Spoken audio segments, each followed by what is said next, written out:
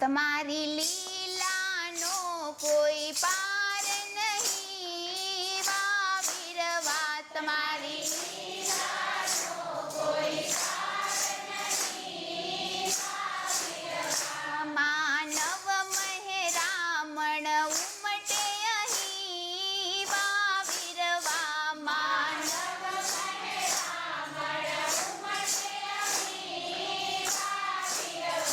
પાવન ભૂમિમાં ઉર્જાએ વીવા વીરવા પાવન ભૂમિમાં ઉર્જાએ વીવા વીરવા એક મિનિટમાં નકશો દોર્યો શક્ય કર્યું રે વા વીરવા તમારી લીલાનો કોઈ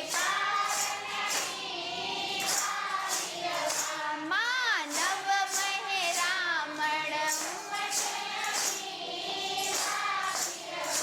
પાવન ભૂમિમાં બંજર ભૂમિમાં તીર્થ બનાવ્યા જંગલમાં મંગલ કર્યું રે વા વીરવા તમારી લીલાનો કોઈ પાર નહીં વા વીરવા માનવ મહેરામણ પાવન ભૂમિમાં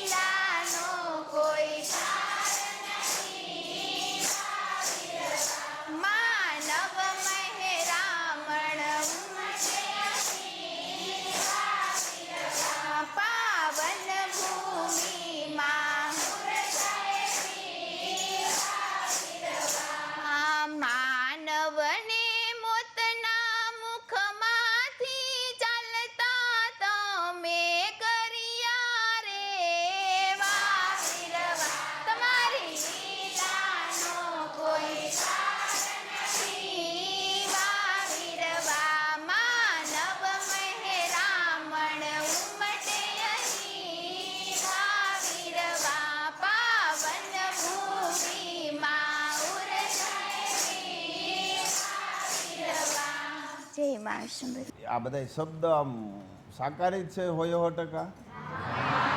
કેવી રીતે? કઈ કઈ ઘટના આમાં અમુકને ખ્યાલ ન હોય? નાળિયેરી એવી ઘટના પાકી હાલ 1 મિનિટમાં લે આ લે 1 મિનિટ આ જીરાફમાં ટીપા પીડ્યા એ પાકો એટલે એ કેવી રીતે કડી છે? નિર્જીવમાં વૃતમાં હા અને એમાં ટીપા પીડ્યા એ પાકું એ બધા અનુભવેલો. પછી એક ભાવુકની ભાવના સમજી ઓલા લીલા ફૂલવાળા વિઠ્ઠલભાઈ છે ને ખબર ઘર કાઢવાતા સૂર્યને થોભાવ્યા પછી તમે કીધું બહુ લાંબો સમય આવું કોઈ દી કરતો નહીં કે આવું કોઈ દી કરતો નહીં. હા પછી ગાયો માટે ચારા માટે વરસાદ ફરતી હતો. આપણે જે તો વરસાદ હતો હા એ પાકું ફરતો વરસાદ હતો આપણે રોક્યા નતા પણ એ પ્રકૃતિએ સાથ મહાપાત્ર તમે કીધું તું શનિ રવિ સોમ મંગળ આપણા બુધ એનો તો બુધવારે સવારે એટલો બહુ આવ્યો હતો વરસાદ. રસિક હા એ પછી દિલીપભાઈ છે પરી છે આયુષ બધા એના પૂરું થઈ ગયેલું હતું એના મોતના મુખમાંથી બહાર કાઢ્યા કોરોનામાં તો એનો આયુષ્ય હોય એટલે કાંઈ ન થાય ને. ભૂમિ ક્યાં ગઈ? ભૂમિ એ તો હોય જ ગઈ હતી. 1 મિનિટમાં નકશો દોર્યો તો અશક્ય શક્ય કર્યું એમ. એવું હતું લે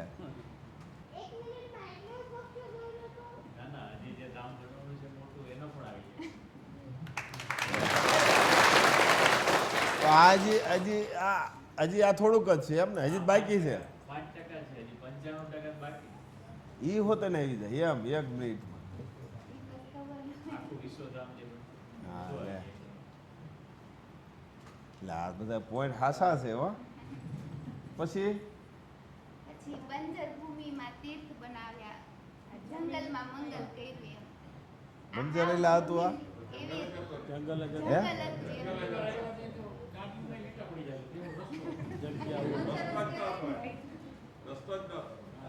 ગાડા રસ્તો માં નતો કિરીટભાઈ ખબર આવે ગાડી ગડે હતી બોલ એટલે એ હાસુ કડી હાલો પછી આ હિમાલય ગયા હતા ને તો તમે એમ કીધું હતું કે 24 વર્ષનું કામ 22 દિવસમાં કરીને આવ્યું. હા ઈ પાક અને ઈ દિલીપ સાક્ષી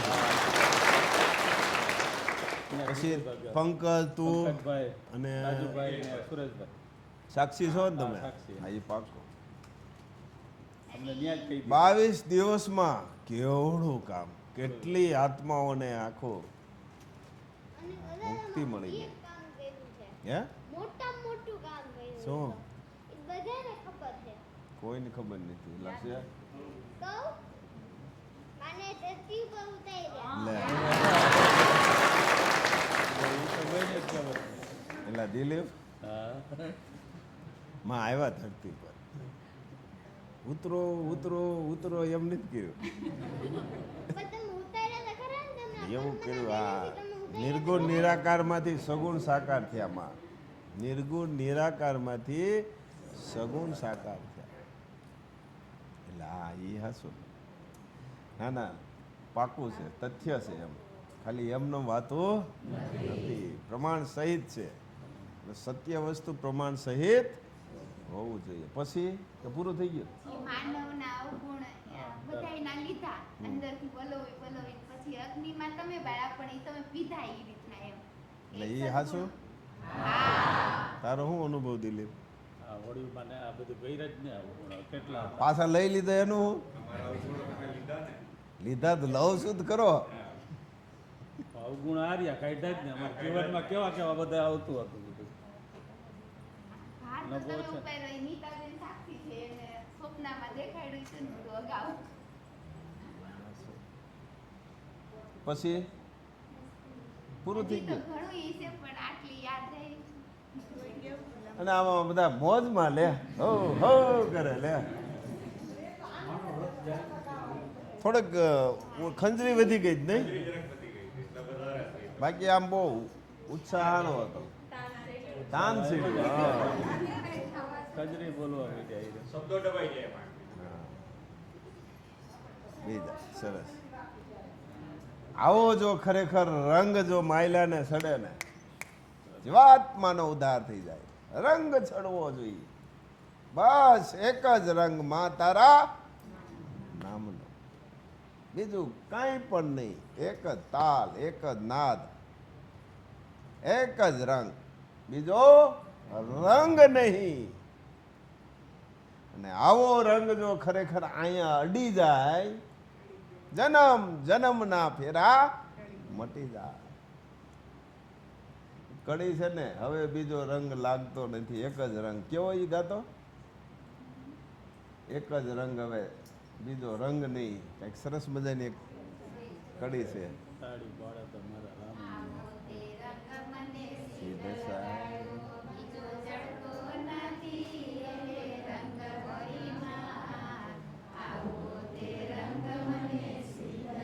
હા, ઈ રંગ, એક જ રંગ, બીજો રંગ જ ન દેખાવો જોઈએ, એક જ રંગ. આવું ખરેખર દિવસ પછી દિવસ જાય છે ને, પછી મહિના, મહિના પછી વરસ. રંગ આજ લગાડવો કે કાલ લગાડવો, આજે જ લગાવો. પછી બસ માં તારા નામનું. આપણા માં કેવા કેવા માં આપણા, જો એના આપણે થઈએ તો એ રંગ લાગવો જોઈએ ને. જેવા થઈએ એવો રંગ લાગવો જોઈએ, જેના થઈએ તેવો રંગ લાગવો જોઈએ. હા, દેવતાઓએ ભગવાને બધા રંગ લગાડેલ છે. માં તારા નામ. જય મા વિશ્વંભરી. શ્રી મહાપાત્રે કીધું ને આપણા માં કેવા સુપ્રીમ પાવર. ખરેખર શ્રી મહાપાત્ર આપણા માં તો સુપ્રીમ પાવર છે જ, પણ ગુરુ ગોવિંદ દોનો ખડે કિસકો લાગુ પાય, બલિહારી ગુરુ આપને ગોવિંદિયો બતાય. શ્રી મહાપાત્ર અમે તો માને નથી જોયા, પણ આજે તમારા થકી અમે આજે આ ચૈતન્ય મૂર્તિ સ્વરૂપે માના દર્શન કરી શકીએ. થકી દેખાય? થકી કેમ ખબર પડે? હાલો, નકરા છે થકી તો દુનિયામાં નકરા ગુરુ પીડ્યા નહીં. દિલીપ, થકી થકી કેમ ખબર પડે? અંદર આચરણ અનુભવ, આચરણ રૂપી ખ્યાલ આવવી જોઈએ. આચરણથી દેખાવું જોઈએ તો પાકું, નહીતર વાતો. આચરણ રૂપી દેખાવું. કેવું દેખાય છે? દેખાય છે? આ બાજુથી બહુ નથી આવતી. આ દિલીપ દેખાતો નથી ભાઈ? શું દેખાય છે? આચરણ. શું આચરણ દેખાય? કેમાં દેખાય છે? તારામાં? મહાપાત્રમાં. કા તને શું અનુભવ?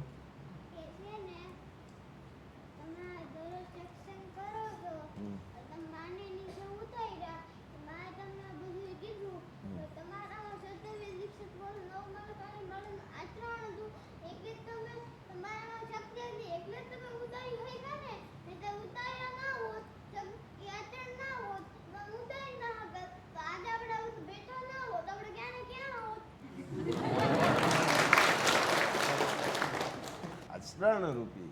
અને ત્યાં આચરણ જોવે છે, જ્ઞાન જોતા નથી.